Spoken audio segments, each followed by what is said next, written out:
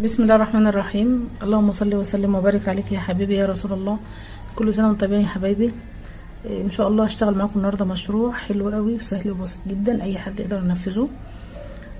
هشتغل معاكم بلوفر اولادي سنه يلبس من 4 شهور لسنه، يعني هنعمله المقاس بتاعه كده محير، يعني مبقاش كبير قوي مبقاش صغير قوي، بحيث يكفي الطفل السنه دي ان شاء الله والسنه الجايه. هشتغل معاكم هنا بالخيط ستوك هيمالايا، فتله ناعمه وجميله جدا مفيش فيها اي غلطات. هستخدم الالوان دي. هشتغل بلوفر كله باللون الاصفر الكناري ده، وهعمل بس الايه القمر والاساور واللياقه بتاعت الرقبه باللون البني الغامق ده. هشتغل معاكم بابره مقاس رقم 4. هنشتغل بغرزه العمود بلفه، غرزه سهله وبسيطه خالص، مش هنعمل فيها اي حاجه خالص. انا هشتغل معاكم البلوفر ده بطريقه الصدر المستطيل. يعني ايه الصدر المستطيل؟ يعني هاجي هنا اكبر بس الصوره شويه، هاجي هنا هرسم مستطيل اهو، مستطيل. يعني ايه؟ يعني كل ضلعين متقابلين متساويين، تمام؟ واضح كده؟ يبقى الضلعين الكبار قد بعض والصغيرين قد بعض. طيب انا هشتغل الغرز بتاعتي على اي اساس؟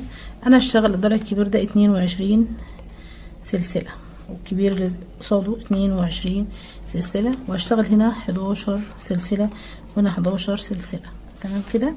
يبقى المجموع عندي 66 غرزه او 66 سلسله. طيب انا عايزه اشتغل الزاويه بتاعتي دي اللي هشتغل عليها حرف الابط بتاعه البلوفر، دول 4 زوايا عندي، شايفين 4 زوايا هزودهم، يبقى المجموع عندي هنا 70 سلسله. يعني ايه؟ يعني هنشتغل 11 زائد 22 زائد 11 زائد 22. يعني ايه العدد ده؟ يعني زي ما قلت لكم الضلعين الكبار هيبقوا كل واحد فيهم 22 سلسله، والاضلاع الصغيره تبقى 11 سلسله، والاربع زوايا او الاربع زوايا دول هنزود عليهم 4 غرز بين السلاسل وبعضها. هنشتغل مع بعض ونطبق عملي ونشوف احنا نشتغل الكلام ده مع بعض ازاي. طيب الخيط معايا اهو، هنشتغل مع بعض. عقدة البداية هلف الخيط كده على الابرة واسحب واعمل العقدة، يبقى انا كده قفلت على الخيط بتاعي على غرزة. هشتغل هنا 70 سلسلة، 1 2 3 4 5 6 وكمل لغاية 70 سلسلة. خلاص كده اشتغلت 70 سلسلة بتوعي. هفرد كده السلاسل على وشها، شايفين؟ متبقاش مقلوبة في اتجاه الغرزة كده، ماشي؟ وامشي بيها كده اهو لغاية افردها كده عشان ما تلفش مني لغاية ما اوصل لاول غرزة. خلاص كده بقى معايا كده غرزة البداية وغرزة النهاية. خلاص هبتدي اقفل هنا كده غرزة. خلاص احنا قلنا هنشتغل 11 و22، هرتفع بواحد 2. انا هخلي الارتفاع بتاعي بس 2 غرزة 2 سلسلة اللي هو العمود بلف، واشتغل هنا كده. اول حاجة هعملها معاكم هنا هشتغل هنا 11 غرزة على التوالي. ادي 1 2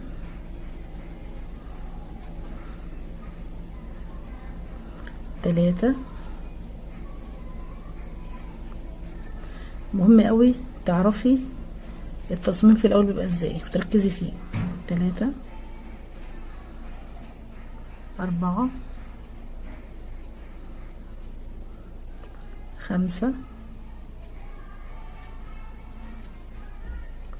6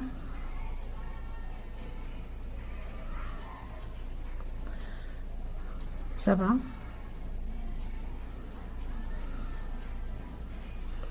8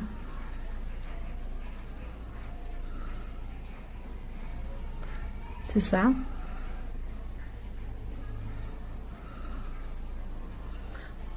10 11. كده اول ضلع معانا في اضلاع البلوفر كده 11 غرزة عمود بلف. بعد كده هشتغل الزاوية اللي هي ايه بقى؟ الزاوية هشتغل 1 2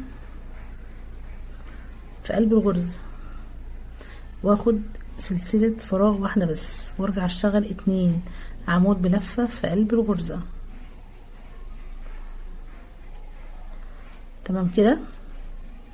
انا اشتغلت 11 غرزة عمود بلفة، وفي الغرزة رقم 12 اشتغلت الصدفة اللي هي ايه؟ 2 عمود بلفة، سلسلة فراغ 2 عمود بلفة، وارجع اكمل بعدهم ال 22 غرزة اللي هم الضلع الكبير. هعدهم كده 1 بالترتيب كده، 1 2 3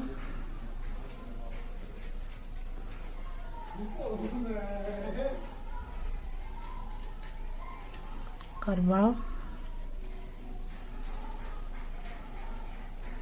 5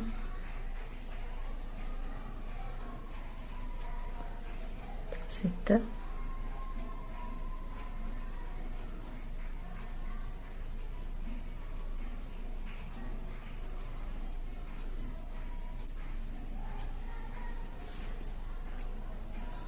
7 8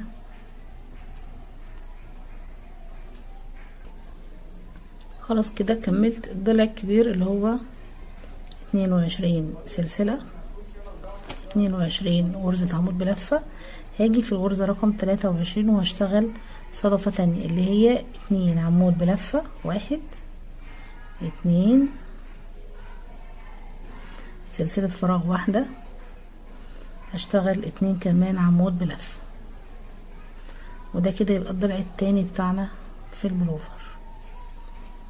خلاص اكمل 11، اعمل بقى الضلع التاني ده تالت، اشتغل هنا 11 غرزة عمود بلفة، وبعد ال 11 اشتغل في الغرزة ال 12 الزاوية التالتة، وبعدين اكمل ال 22 التانيين، وبعدين اعمل الصدفة الرابعة. خلاص كده اهو. هدخل كده اعد 1 2 3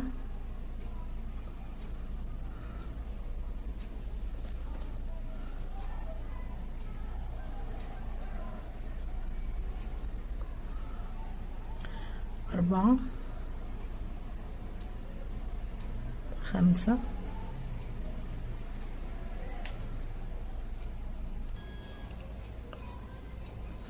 بعد كده بعد ال 11 غرزة دول هشتغل في الغرزة اللي بعدها الصدفة التالتة اللي هي برضو 2 عمود بلفة في نفس الغرزة، وبعدين سلسلة فراغ، وبعدين 2 سلسلة 2 غرزة عمود بلفة. احنا كده اشتغلنا مع بعض، شايفين 1 زاوية 2 3 لسه الضلع الكبير، وبعدين الزاوية الرابعة.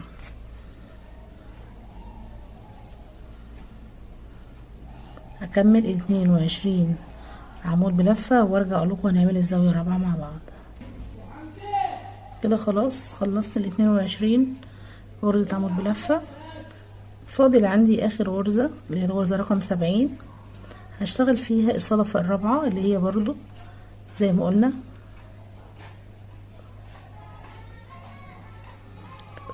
عمود بلفة 1 2 سلسلة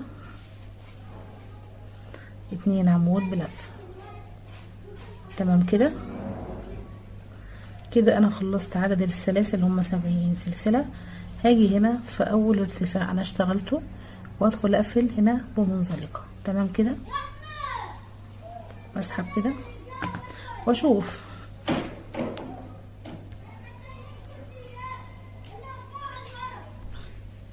خلاص كده خلصنا. نعيد مع بعض تاني. هنا 22 سلسلة، ضلعين الكبار 22 وضلعين الصغيرين 21، وهنا الصدفات زودت انا 4 غرز، يبقى كل صدفة ليها غرزة. خلاص. طب تعالوا نتأكد كده شغلنا صح ولا غلط. هنحط الزوايا على بعضها كده، شايفين اهو ونقلبها كده كده بفضل الله. الغرز كده مظبوطه والعدد مظبوط كده. خلاص نبتدي كده على بركه الله نشتغل ونكرر. هنعمل ايه الخطوه الجايه؟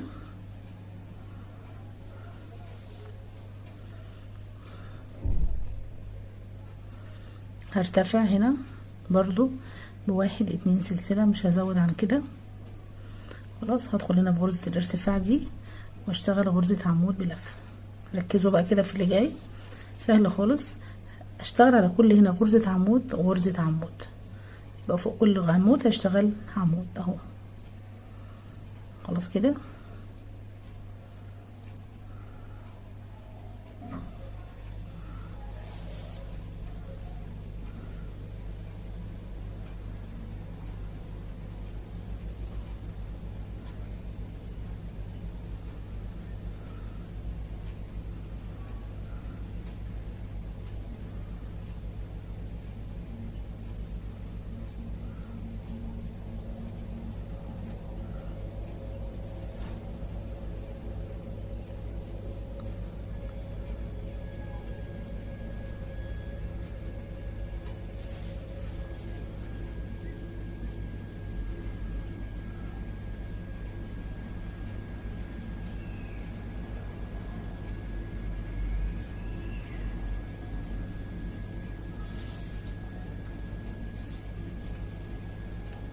خلاص كده انا خلصت عدد الغرز اللي هم 11 عمود. هيقابلني هنا بعد كده الصدفه، اللي هي الصدفه دي عباره عن ايه؟ ال4 عمود بلفه، يعني 2 و2 وفي النص غرزه فراغ. هشتغل على ال2 اللي هم اضلاع الزاويه، هشتغل عليهم كل عمود هشتغل فوقيه عمود. العمود التاني بتاع الزاويه اهو. خلاص كده. هاجي هنا هيقابلني الفراغ ده، شايفين؟ هدخل فيه واشتغل زاويه جديده، هشتغل فيها 2 عمود بلفه، 1 2 سلسله فراغ، اشتغل 2 عمود بلفه. خلاص كده. بعد كده الاقي الضلعين التانيين بتوع الزاويه الاولاني والتاني، هشتغل فوق كل ضلع فيهم عمود، يبقى كل عمود فوقيه عمود. يبقى احنا كده ماشيين بالترتيب تمام كده. دي الزاويه بتاعتنا اهي. يبقى احنا هنشتغل على كل الاعمده بتاعتنا دي اعمده، وهنيجي عند الزاويه هنشتغل الضلعين بتوعها ونشتغل في النص في الفراغ ده زاويه جديده. هو ده اللي هيكبر معانا البلوفر بتاعنا. خلاص اهو. ده الضلع التاني اللي هو 22 غرزه. هفضل اشتغل فيه لغايه ما اوصل للزاويه نفسها، واشتغل اضلاع بتاعتها اللي هي الصدفه في كل عمود عمود، وادخل جوه الصدفه اشتغل جواها صدفه جديده. هفضل اشتغل كده بنفس النظام ونفس السيستم ده لغايه ما اوصل للحده بتاعت الكمام بتاعتي. الوسع بتاع انا عايزه فتحه الكم قد ايه. اهم حاجه تعدي الغرز بتاعتك في الاول تمام قوي، تاكدي عليها، وبعد كده تبتدي تشتغليها وتقسميها.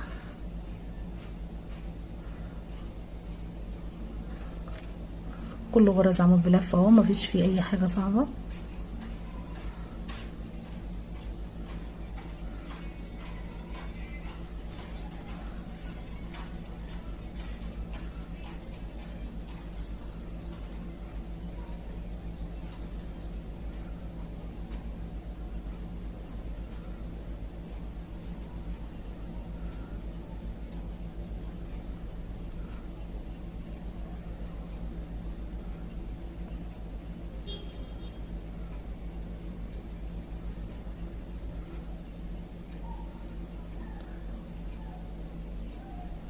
خلاص كده خلصنا الأعمدة.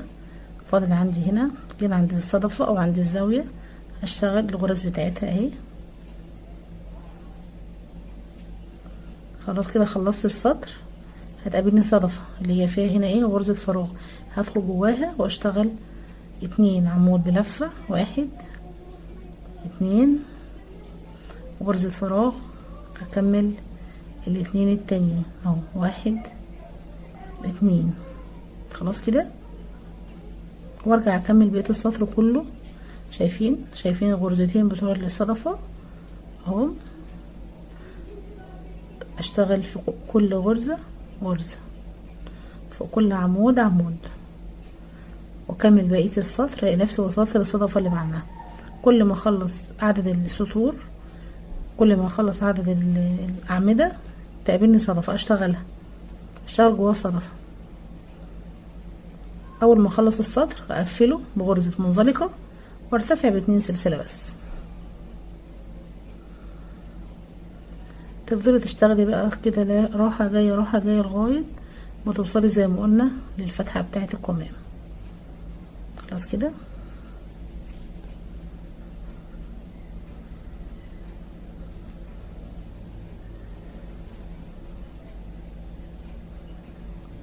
خلاص اهو.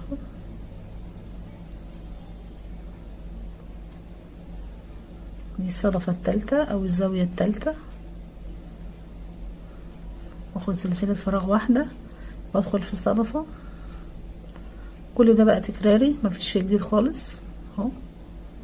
هخلص كده شوية سطور وارجع اوريكم شكل البلوفر بتاعنا عمل ازاي.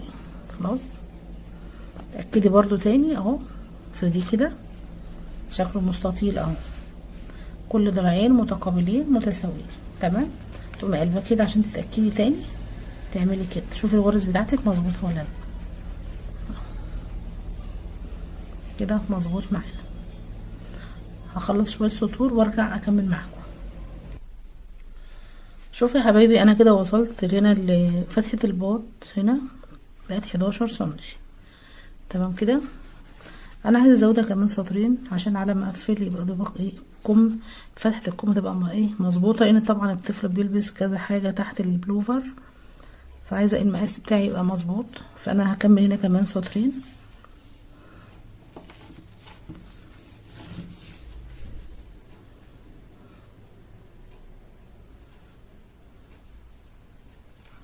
خلاص ده شكله لو فردتيه كده، فردت البلوفر اهو، شايفين شكله.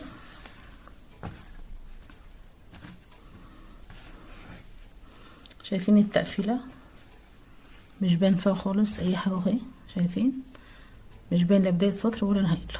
خلاص هبتدي اكمل برضو. اهم حاجه وانت بتشتغلي ارتفعتي بالاتنين سلسله، تدخلي في نفس الغرزه دي بتاعه الارتفاع وتشتغلي غرزه عمود. ليه؟ علشان بدايه السطر ونهايته ما تحبطش معاكي شمال ولا يمين. تمام. يفضل معاكي بدايه السطر من اول سطر لغايه اخر سطر مظبوط، كله في اتجاه واحد. في ناس وهي بتشتغل بتلاقي كده الشغل ده جه معاها كده في الجنب كده، تلاقيه حوض معاها كده بحرده كده وجه مش مظبوط. هنا شغلنا ان شاء الله كله مظبوط. شايفين غرز الارتفاع كلها ورا بعضها مش باينه وتايهه كمان في وسط الغرز بتاعتنا. خلاص بعد كده هبتدي اكمل برضو غرز عمود برضو بلف لغايه ايه ما اخلص كمان سطرين. انا هنا هخلي فتحه الباط بتاعتي 13 سنتي، وبعد كده هنقفل مع بعض الحبه. تمام. انا قلت بس اوريها لكم قبل ما اقفل، شوفوا شكلها عامله ازاي اهو. شايفين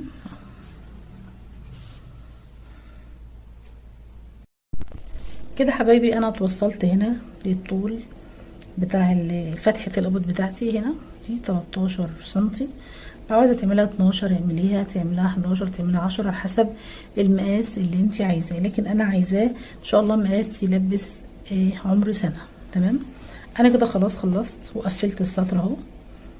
تمام كده. انا بقى مش محتاجه الخيط، هبتدي انا كده اقص الخيط عشان ابدا سطر جديد. خلاص كده بقى الصدر عندي صدر مستطيل زي ما انتم شايفين كده. هاجي هنا في الحبه بتاعت الابط دي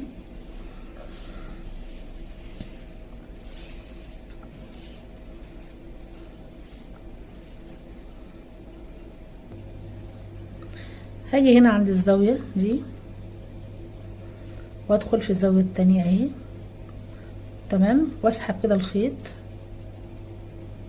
خلاص واعمل كده غرزه حشو اهي والف كده من غير ما ارتفع، لان انا عايزه اشتغل حلزوني مش عايزه اعمل بدايه سطر ولا نهايته، والف الخيط على الابره وادخل هنا في اول غرزه تقابلني دي، اول غرزه على طول بعد الصدفه، واشتغل غرزه عمود.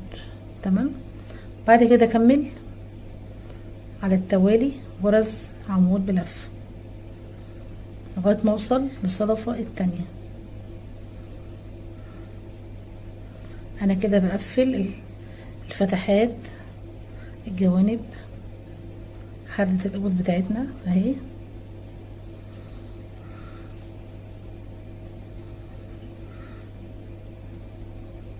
طبعا الخيوط دي هنضفها بعد ما نخلص، او ناخدها تحت الابره،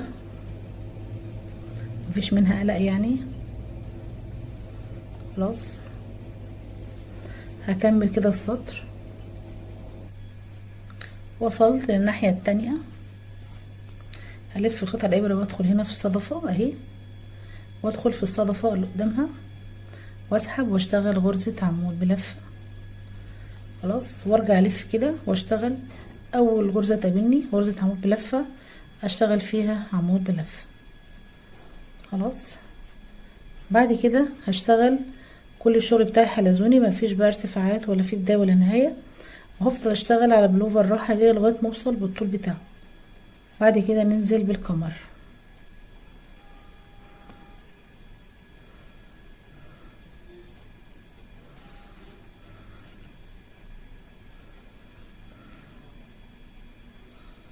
ده شكله.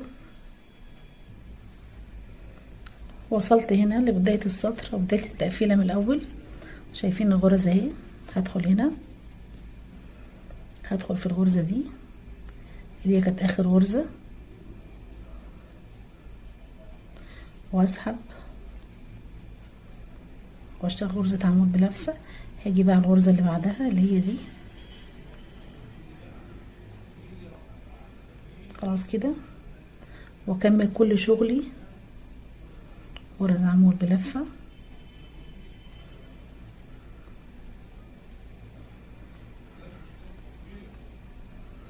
طبعا انا هخلي الخيط ده زي ماركر كده او علامه ليا لبدايه السطر ونهايته، عشان ابقى عارفه انا اشتغلت كام سطر. شايفين اهو، ده كده شكل الحرده بتاعت الصدر بتاعنا اهو.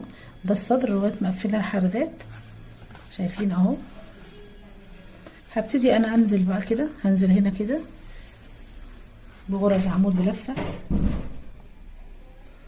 كده، بغرز عمود بلفه لغايه ما اوصل بالطول اللي انا عايزاه. هخلص بقى الطول ونرجع نكمل مع بعض الكمام والرقبه والاساور. حبايبي انا وصلت دلوقتي للطول المناسب بتاع البلوفر بتاعي. انا كده اشتغلت طول البلوفر من اول الكتف لغايه الطول او قبل الكمر كده 35 سنتي. تمام. طيب انا هاجي هنا، انا خلاص خلصت وقفت هنا. طبعا دي العلامه بتاعتي او الماركر اللي هي كنت بقفل بيها الفتحه بتاعت الكم. تمام. انا ما رضيتش اقطعها عشان تبقى دي العلامه بتاعت بدايه كل سطر ونهايه كل سطر. خلاص هنبتدي بقى نشتغل ازاي بعد كده. انا هقفل السطر هنا، خلاص هقفله هنا بغرزه منزلقه كده. انا قفلت السطر. تمام. هبتدي بقى اجيب اللون التاني ده علشان هشتغل بيه سطر واحد بس غرزة عمود بلفة، وبعد كده هنطلع بغرز البليسيه اللي احنا هنشتغلها مع بعض في القمر. تمام كده. يبقى انا هشتغل سطر واحد بس اللون ده عشان اطلع عليه. خلاص هسحب كده الخيط اهو، 1 2.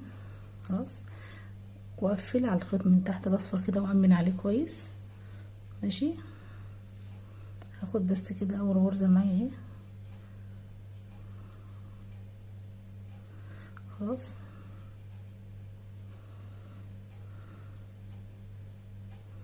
واخد الخيط البني ده او القافي ده معايا تحت الابره. خلاص هشتغل السطر كله غرزة عمود بلفة كده. انا بأسس لغرزة البليسيه زي ما قلنا قبل كده ان غرزة البليسيه دي لازم الاساس بتاعها يبقى غرزة عمود بلفة، ما ينفعش حشو وما ينفعش نص عمود، لازم تبقى غرزة عمود بلفة. خلاص هكمل بقى الدور او السطر ده اللي هو غرزة عمود بلفة.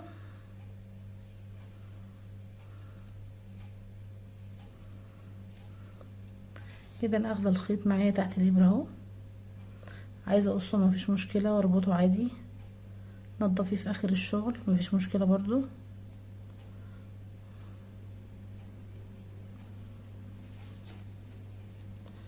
خلاص هكمل السطر. خلصت السطر العمود بلفه، هقفل هنا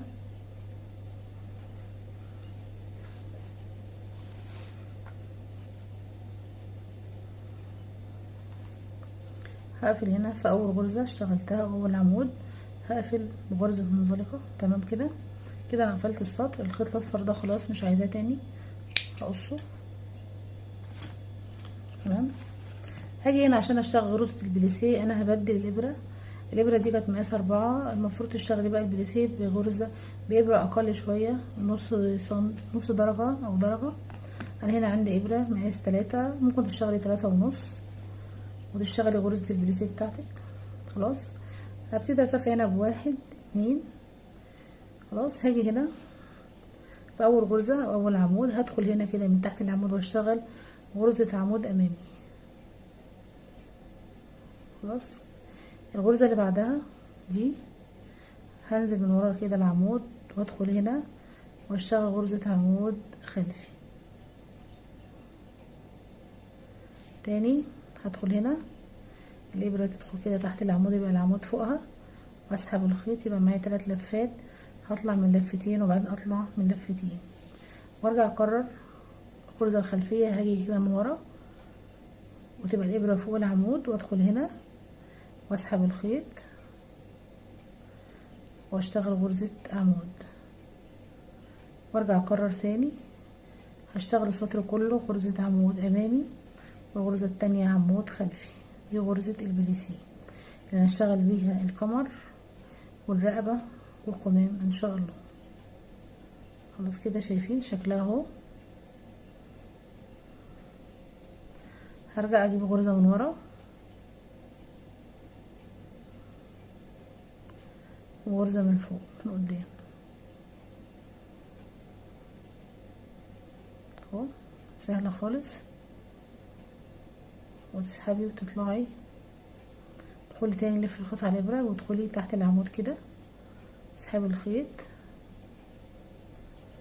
خلاص ده كده اول سطر معانا بعد العمود بلفة اللي هو باللون الغامق. هكمل السطر ده وارجع اقول لكم احنا هنشتغل ايه بعد كده.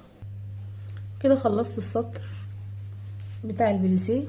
هقفل هنا في اول غرزة بمنزلقة. خلاص هرتفع بواحد 2. بعد كده هطلع بقى تكراري. يعني ايه؟ هشتغل على العمود الامامي امامي، ده العمود الامامي الاولاني هشتغل عليه عمود امامي، والعمود اللي بعده خلفي. هنزل كده من تحت العمود واشتغل عمود خلفي. هيقابلني اللي بعده امامي، هدخل فيه واشتغل امامي، واللي بعده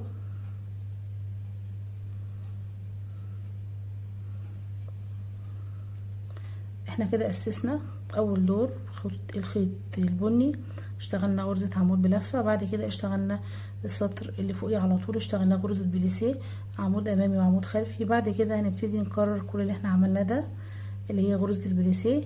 هنشتغل كده مع بعض حوالي 5 6 سطور على حسب ما انتي عايزة طول القمر بتاع البلوفر هيبقى مقاسه ايه، عايزاه قصير ولا عايزاه طويل ولا عايزاه وسط. دي حاجة طبعا بترجع لك، كل واحدة ليها وجهة نظر في الموضوع ده. خلاص هبتدي انا اخلص. هرتفع كده بكام سطر، الامامي امامي والخلفي خلفي زي ما قلت لكم اهو. شايفين اهو الغرزه الامامي اهي والغرزه الخلفي.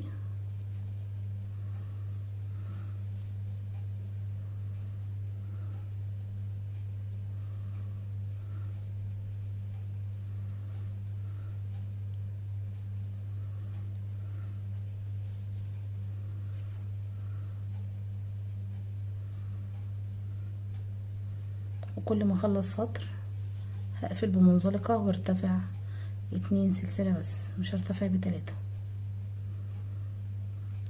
انا برتفع ب2 سلسلة عشان العمود يبقى مشدود، ما بقاش متني كده وشكله ان هو ايه طويل عن الغرزة بتاعت السطر. شايفين اهو ده شكل غرزة البليسيه. هخلص بقى كده كام سطر وارجع اوريكم شكله عامل ازاي. كده خلاص حبايبي انا ارتفعت 6 سطور، شايفين شكله. هكتفي كده بهذا العدد. هاجي هنا هقفل بمنزلقة تمام كده، والغرزة اللي بعدها كده كمان منزلقة. خلاص بعد كده هسحب الخيط واقصه. انضف الخيط بعدين في الاخر خالص. طبعا ده شكل القمر، شايفين شكله. بص خلاص كده بعد ما خلصنا القمر بتاع البلوفر بتاعنا، هنبتدي نشتغل هنا في الرقبة. تمام، هنشتغل هنا برضو زي ما قلت لكم سطر غرز عمود بلفة. تمام كده هدخل هنا اهو خلاص، واسحب الخيط وارتفع 1 2 برضو سلسلة زي ما قلت لكم، واشتغل على كل الاعمدة دي كلها كده غرز عمود بلفة.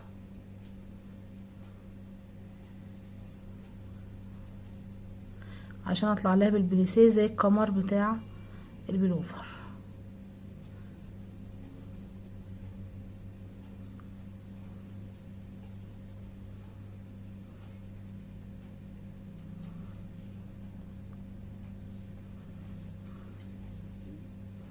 ادخل هنا كده في الغرز دي، غرز البداية بتاعتنا اللي احنا عملناها التقسيمة بتاعة الصدر في بداية الفيديو.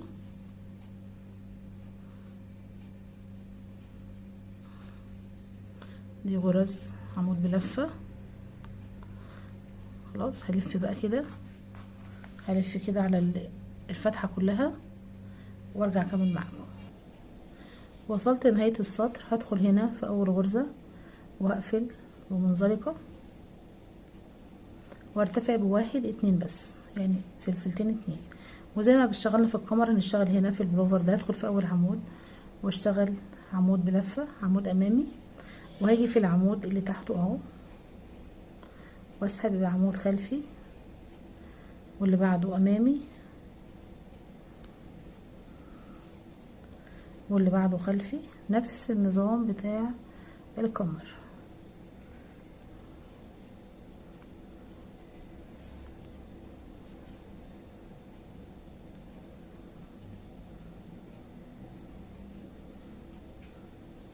طبعا ده بيبي صغير، مش هنعمل الرقبة بتاعته طويلة ولا كبيرة علشان طبعا ما تضايقوش. هنعمل بس كده سطرين 3 عشان تبقى فتحة الراس كده سهلة الدخول والخروج منها. خلاص هكمل بقى كده السطرين 3 دول عشان ما اطولش عليكم الفيديو. انا ارتفعت كده 3 سطور بليسيه بس، مش عايزه اكتر من كده علشان ما يبقاش يضايق الطفل. تمام، هقفل كده بمنزلقة واسحب الخيط. يبقى احنا كده خلصنا القمر والرقبة. تمام، هاجي هنا عشان أأمن عليها واقفل عليها. هدخل هنا كده واسحب الخيط خلاص، واجي هنا في اي غرزة تقابلني وادخل اعمل لها عقدة عشان ما يفكش معايا مرة واتنين. بعد كده اقص الخيط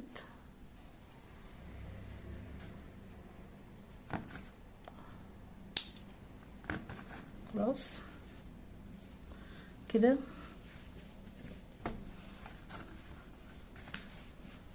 كده خلاص احنا كده خلصنا القمر والرقبة. طيب ننضف الخيط بالمرة. هنا هدخل برضو هنا في اي عمود واسحب كده الخيط واعمل له عقدة كده ما يفكش معايا خالص، واجيب الناحية التانية كده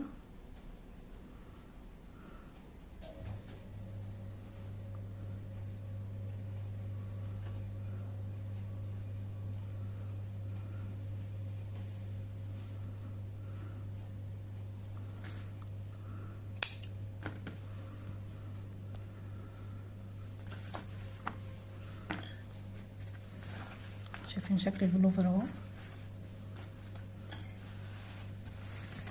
هاجي هنا بقى هنشتغل الكم مع بعض. هاجي هنا هدخل هنا كده، شايفين؟ هدخل هنا في الاول، بعد كده اسحب الخيط وارتفع بواحد اتنين برضو والف وادخل هنا اشتغل السطر كله عمود بلف. لا انا هدخل هنا في الاتنين دول مع بعض، يعني هلم كده الطرف ده على الطرف ده واقفلهم على بعض.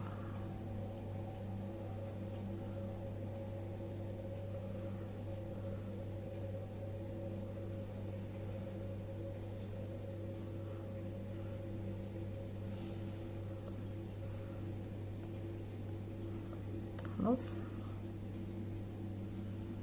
هدخل كده هنا في اول عمود واشتغل عمود، واللي بعده هلف على السطر كله عمود بلفه زي ما عملنا في البلوفر كله.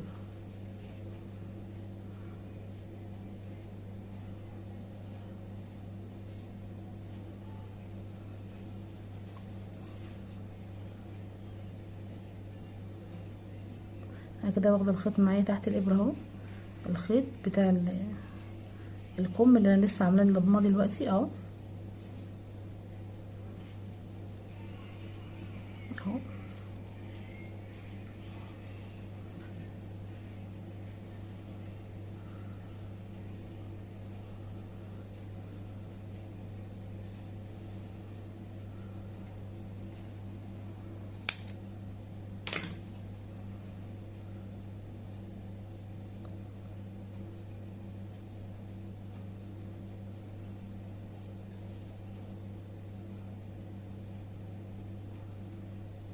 بعد كده وانا شغاله هيقابلني الخيط بتاع تقسيمه الصدر اللي احنا قصيناه في الاول، برضو هاخده تحت الابره معايا اهو.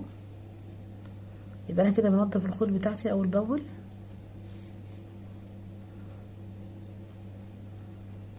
دي الغرزه اللي كانت بتاعت الارتفاعات، ندخل هنا كده ونشتغلها غرزه عمود بلفه، واخد الخيط في الناحيه التانية الغرزه اللي بعدها.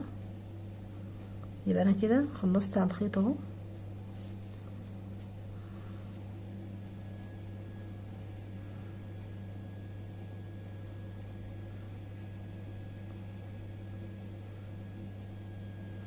وانا شغاله الخيط معايا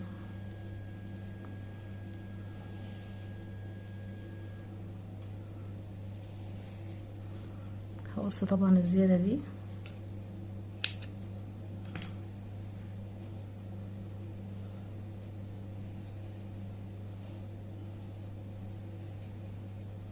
كده خلاص الخيط ما عادش باين.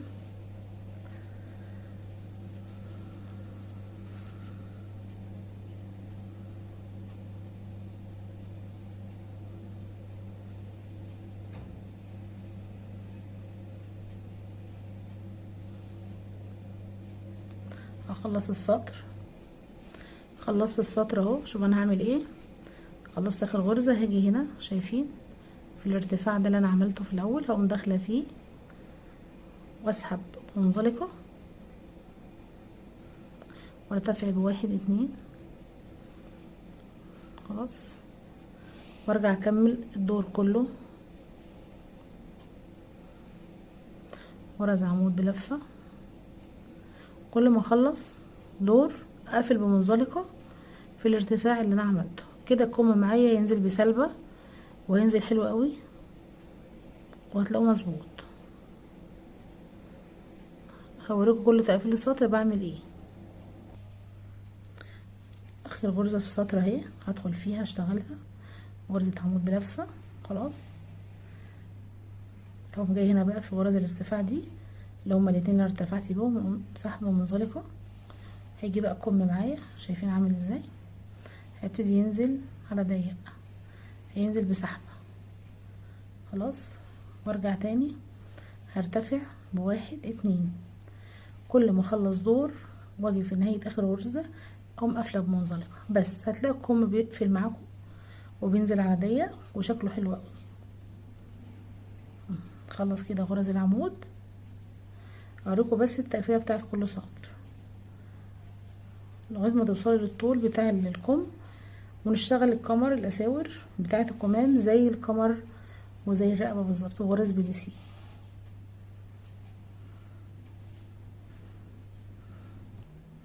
ده السطر التالت اهو، انا خلصت الغرزه الاخيره. هاجي هنا هقفل برضو بمنزلقه في الغرزه الاولانيه، وارتفع ب2 سلسله واكمل.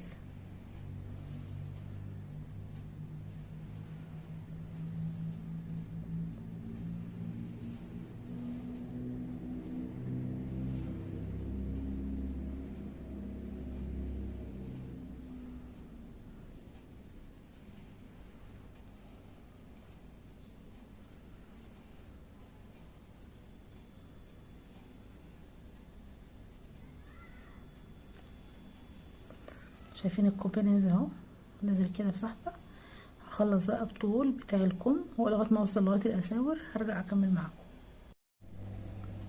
حبايبي انا خلصت كم من البلوفر تمام، هخلص معاكم التاني. انا هنا اشتغلت من اول الكتف لغايه الاسوره، طول الكم كله عملت 31 سطر، 31 سطر بما فيهم الجزء بتاع الصدر. يعني انا اشتغلت كده الجزء ده تمام. وهعد هنا برضو نفس الكلام. وانت بتشتغلي الكمام لازم تبقى السطور قد بعضها عشان الطول يبقى مظبوط. خلاص كده.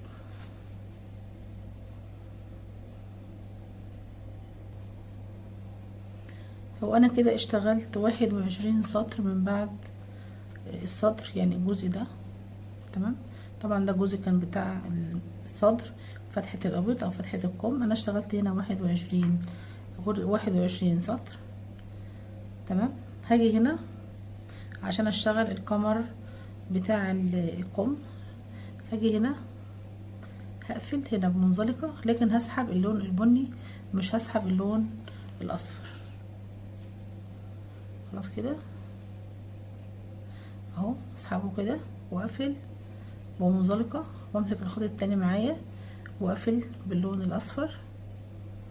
بعد كده هرتفع بواحد اتنين بس خلاص، واشتغل السطر ده كله، كل السطر ده هشتغله غرز عمود بلف زي ما عملنا في الكمر بتاع البلوفر. اشتغلنا سطر لونه بني بالغرز عمود بلفة، بعد كده نطلع عليه بغرز البليسيه بتاعتنا زي ما عملنا في الكمر وفي الرقبة بالظبط تمام كده.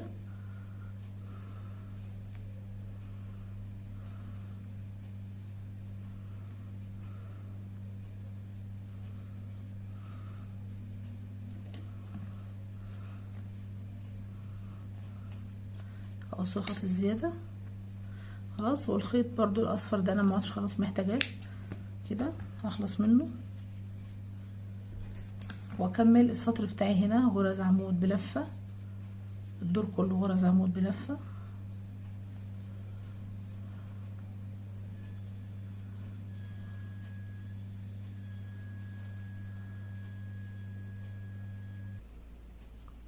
هقفل هنا بمنزلقة في اول غرزة كده. انا قفلت السطر اهو خلاص كده، السطر اتقفل معايا. هرتفع ب2 سلسلة خلاص. هاجي هنا زي ما اشتغلنا في الكمر، هندخل هنا تحت العمود واسحب الخيط، يبقى معايا 3 لفات، اطلع من 2 اطلع من 2 والف الخيط وارجع اعمل غرزة عمود خلفي. هاجي من ورا العمود كده وادخل واسحب الخيط، يبقى معايا برضو 3 لفات، اطلع من 2 وان اطلع من 2 وارجع تاني هنا اكرر عمود امامي وعمود خلفي لغاية ما اخلص الدور كله زي ما اشتغلنا هنا الرقبة بتاعتنا واشتغلنا الكمر بتاع البلوفر. انا هنا هرتفع 3 سطور بالظبط غرز بليسيه، يعني مش عايزه الاسوره تبقى كبيره قوي على اساس ان ده طفل صغير، تبقى معقوله يا دوبك خلاص. واشتغل بقى امامي وخلفي لغايه ما اطلع بالطول بتاع الاسوره تمام. هخلص كده 3 سطور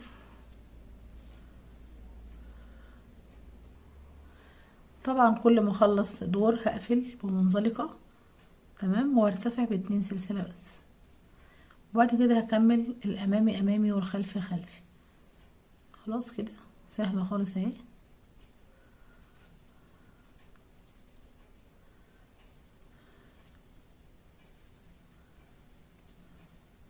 خلفي بعدين امامي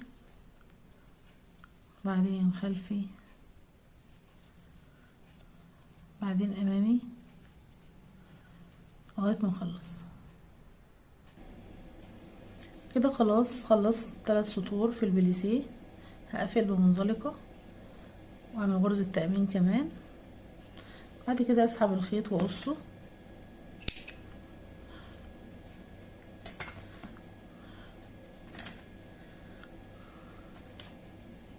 هاجي هنا هعمل له عقدة للخيط، اسحبه كده من ورا عشان ما يفكش معايا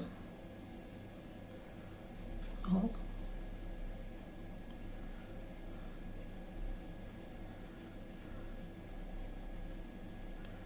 كده، واقص الزيادة واعمل كده في بقية الخيوط المفتوحة بتاعتي اللي هي المفروض اللي احنا خلصناها.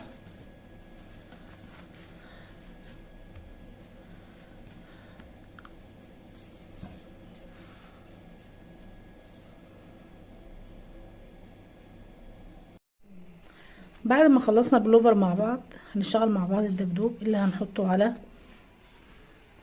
البلوفر من قدام هنا كده. هنعمل بلوفر سهل وبسيط، مش هنكلفه كتير يعني، مش هنشتغل فيه حاجات كتيرة. هعمل هنا كده عقدة البداية واشتغل 1 2 3 4. هعمل 4 سلاسل او 4 غرز واقفلهم، تمام.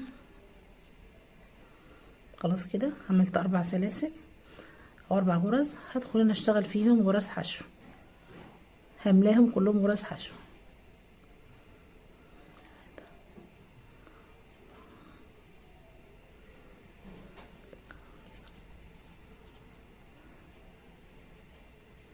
ستة 7 8 9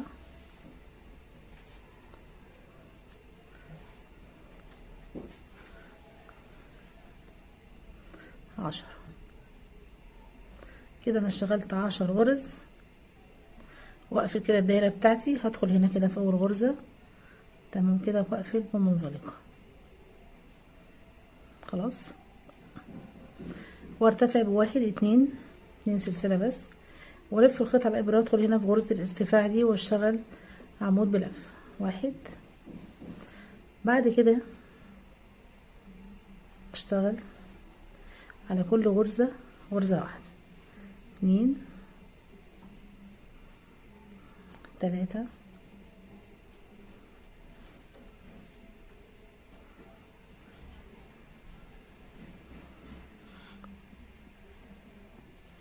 بعد ما قفلت المنزلقة ارتفع بواحد 2 وادخل هنا في غرزة الارتفاع اشتغل عمود بلفة. ده اول عمود معانا.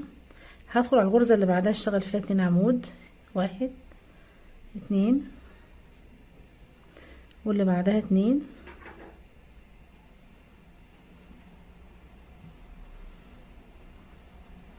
واللي بعدها 2. هشتغل هنا في كل غرزة حشو هشتغل فيها 2 عمود بلفة. خلاص، يبقى ال10 غرز يبقى معايا 20 غرزة عمود بلفة.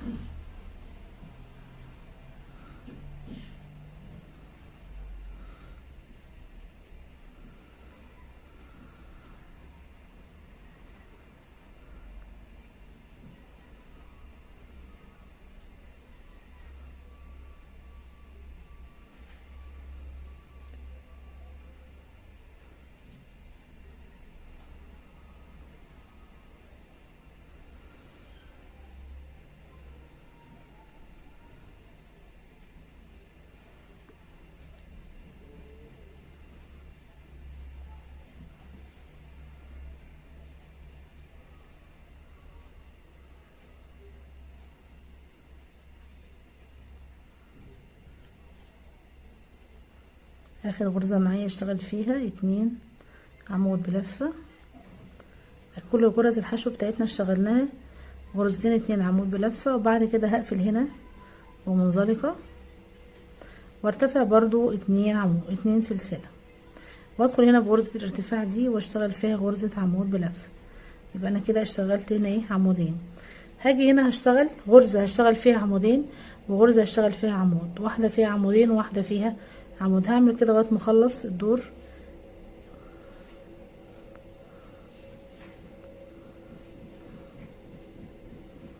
خلاص، يبقى واحدة هنا فيها عمود والتانية فيها عمودين، اللي بعدها فيها عمود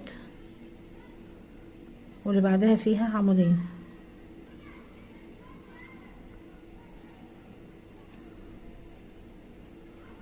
هفضل اشتغل كده لغاية ما اخلص الدور.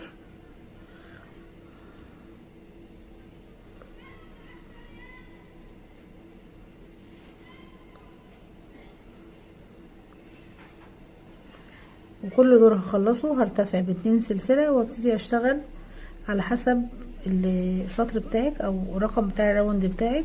يعني انا بشتغل هنا السطر التاني هنا، شايفين؟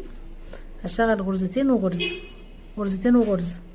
السطر التالت هشتغل ايه غرزتين، وبعدين اشتغل عمودين في كل عمود، وبعدين اشتغل غرزتين. يعني اشتغل في غرزة عمود واللي بعدها عمود واللي بعدها عمودين.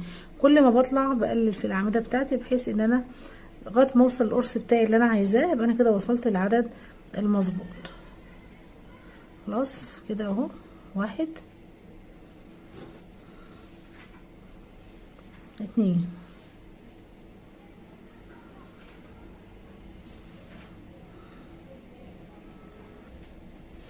هاجي هنا هقفل بمنزلقة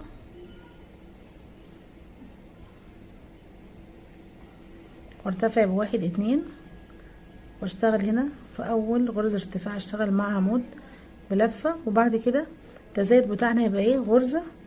يعني التزايد بتاعنا هشتغل عمودين من غير تزايد، العمود التالت تزايد، يبقى عمودين من غير تزايد والتالت بتزايد. اطلع الدور اللي بعده الدور رقم 4 هسيب 4 أعمدة واشتغل في ال5 تزايد. كل دور هبتدي اقلل التزايد بتاعي، هقلل لغاية ما اوصل ان انا مقعدش ازود تاني. خلاص يبقى انا كده هشتغل هنا ايه، ادي 1 عمود 2 عمود 3 عمود، كده الغرزة التالتة اهي. يبقى كده 3 اعمدة من غير تزايد. اشتغل العمود الرابع اشتغله فيه تزايد. تمام كده. بعد كده ارجع اكرر اشتغل 3 اعمدة بدون تزايد، العمود الرابع بتزايد. هفضل اشتغل لغايه ما اخلص. اطلع فوق كنت انا هنا بشتغل 3 اعمدة بدون تزايد، هخليهم 4، وبعد كده العمود اللي بعده يبقى بتزايد. الدور اللي بعده كل ما بطلع فوق بزود عمود من غير تزايد لغايه ما اوصل للمقاس اللي انا عايزاه. هخلص وارتفع بشويه سطور وارجع اكمل معاكم. انا كده ارتفعت ب7 سطور، هكمل. وصلت انا هنا اشتغل 1 2 3 4 5 6، والعمود السابع هشتغل فيه تزايد. يبقى انا كل ما اشتغل 6 اعمدة 1 2 3 4 5 6 دور كده على التوالي من غير تزايد. هشتغل العمود السابع في 2 عمود لفة، وارجع اشتغل 6 اعمدة بدون تزايد، وبعد كده اشتغل العمود اللي بعده فيه تزايد. اشتغل 6 واشتغل عمود، والدور اللي بعده هشتغل 7 بدون تزايد، والغرزة رقم 8 فيها تزايد. هفضل اكمل كده لغاية ما اوصل بالوسع او بالمقاس اللي انا عايزاه، اللي انا عايزه احطه على البلوفر. هخلص وارجع اكمل معاكم. انا هنا ارتفعت بعدد 8 سطور. شكل الدايره زي ما انتم شايفين كده مناسبه قوي للبلوفر بتاعنا. هقفل هنا بمنزلقه. تمام كده، ومش هعمل اي ارتفاعات. هنشتغل مع بعض بقى كده ايه الودن بتاعت الدبدوب هشتغلها هنا، والودن التانية نشتغلها هنا. خلاص، هلف الخيط على الابره وهعد 1 2. هدخل في الغرزه التالتة دي واشتغل 9 عمود بلفه. 1 هي غرزه مروحه، يعني 1 2 3 4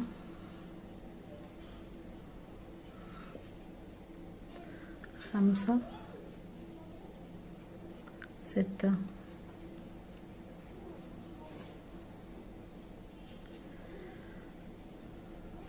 7 8 9. كده اشتغلت مروحة 9 أعمدة بلفة. خلاص، واجي هنا كده اعد 1 2 3 وادخل هنا واعمل منزلقة. خلاص، وارجع الف كده واشتغل هنا كده في اول عمود، هرتفع بغرزة واشتغل في اول عمود. بعد ما خلصت غرزة المروحة اللي هي 9 عمود بلفة وقفلت هنا بمنزلقة، هرتفع بسلسلة واحدة والف القطعة بتاعتي وادخل اشتغل في كل عمود فوق كل عمود عمود بلفة، فوق كل عمود عمود بلفة. تمام كده.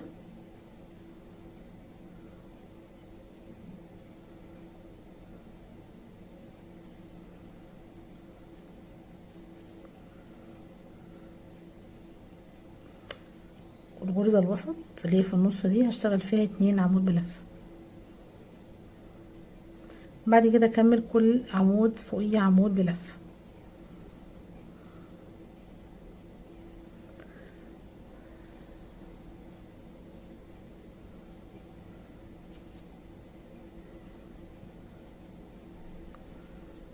خلاص كده. بعد كده هقفل هنا بغرزة منزلقة. شايفين شكل الايه الودن بتاعت الدبدوب اهي، دي ودن ولسه واحدة الناحية التانية. هطلع كده عشان اوصل الناحية التانية عشان اشتغل الودن التانية. هرتفع سلسلة واحدة. خلاص، وادخل هنا اشتغل غرز حشو على كل الغرز دي، الغرز حشو وفوق الغرز العمود بلفة.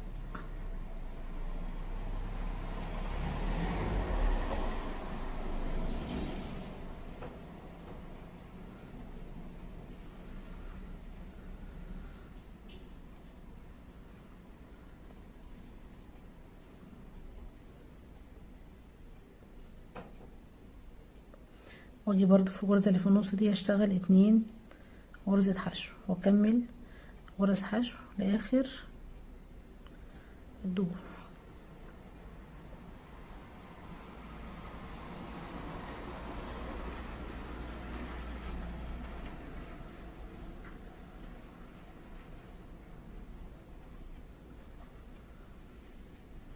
خلاص، شايفين شكل الودن الاولانية اهي بتاعت الدبدوب اهي.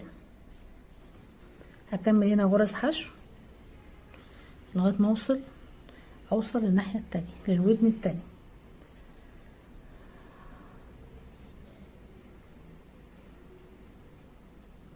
هنعد مع بعض كده 1 2 3 4 5 6 7 8 9 10. ونشوف كده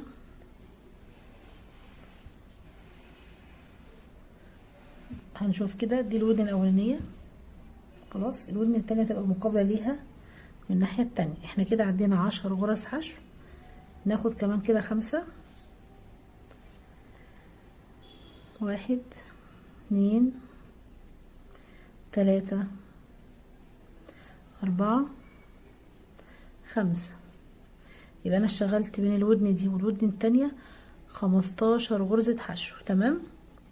وارجع الف القطعة الابرة واعد 1 2 وادخل في الغرزة التالتة دي واشتغل 9 عمود بلفة. 1 زي ما عملنا في الناحية التانية، 2 3 4 5 6 7 8 9. تمام كده. يبقى اشتغلت انا هنا مروحة 9 أعمدة بلفة، وبعد كده هعد 1 2 وادخل هنا في التالتة واقفل بغرزة منزلقة. تمام، ادي غرزة مروحة. خلاص، وارجع ارتفع بواحد 2 واشتغل هنا على كل الغرز دي 9 أعمدة. دول 9 أعمدة بلفة، لكن الغرزة اللي في النص دي هشتغلها غرزتين 2 عمود بلفة. خلاص، يبقى كده 1. هدخل هنا في غرزة الارتفاع دي، تبقى جامدة شوية اهي. 1 2 3 4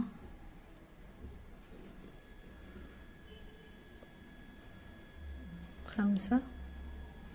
واجي هنا اشتغل 2 عمود بلفة.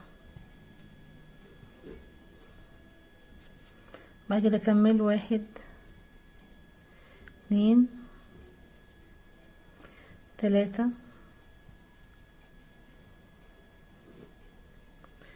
4 واقفل هنا بمنزلقة. تمام كده.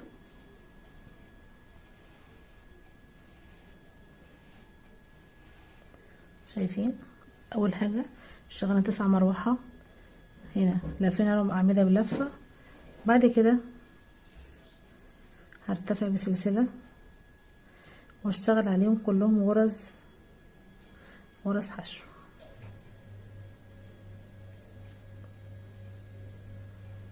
خلاص، 1 2 3 4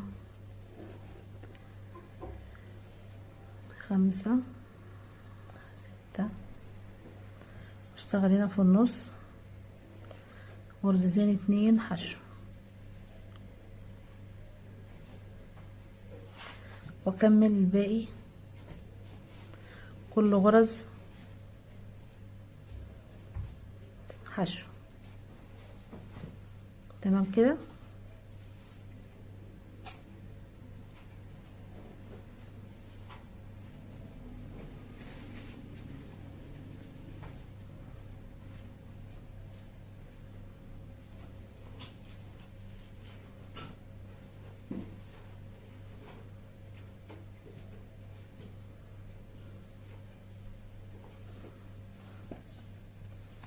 شايفين شكل الدبدوب بتاعنا اهو. دبدوب سهل وبسيط خالص. بتعملي دايره قرص دائري، اشتغلي بالتزايد بتاعك، وبعد كده خلص المقاس اللي انت عايزاه. بتعملي هنا في الجنب ده مروحه 9 أعمدة، وتطلعي عليهم بدور كمان عمود بلفه، وفي النص بتشتغلي تزايد عمودين، وبعد كده بتلفي عليهم غرز حشو. تمام كده. طيب انا دلوقتي المفروض هعمل ايه؟ المفروض ان انا هبتدي اثبت الدبدوب بتاعنا. خلاص، هقطع الخيط ده حته كبيره، وصله كبيره منه، وابتدي بقى بالغرز بالابره بتاعه التنظيف بتاعتنا، وابتدي ادخل هنا كده في الحوافي كده هنا عند الغرز دي، وابتدي هثبت الدبدوب بتاعنا. خليكم معايا. هنبتدي نثبت الدبدوب بتاعنا. انا جبت الدبابيس دي خلاص عشان اعرف اثبت كويس ما يتحركش مني كده في النص. هدخل كده بين الغرز وبعضها بس كده،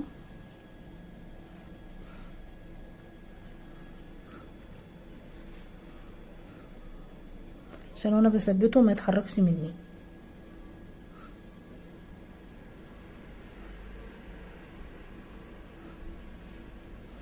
كده، عشان يبقى في النص. تمام.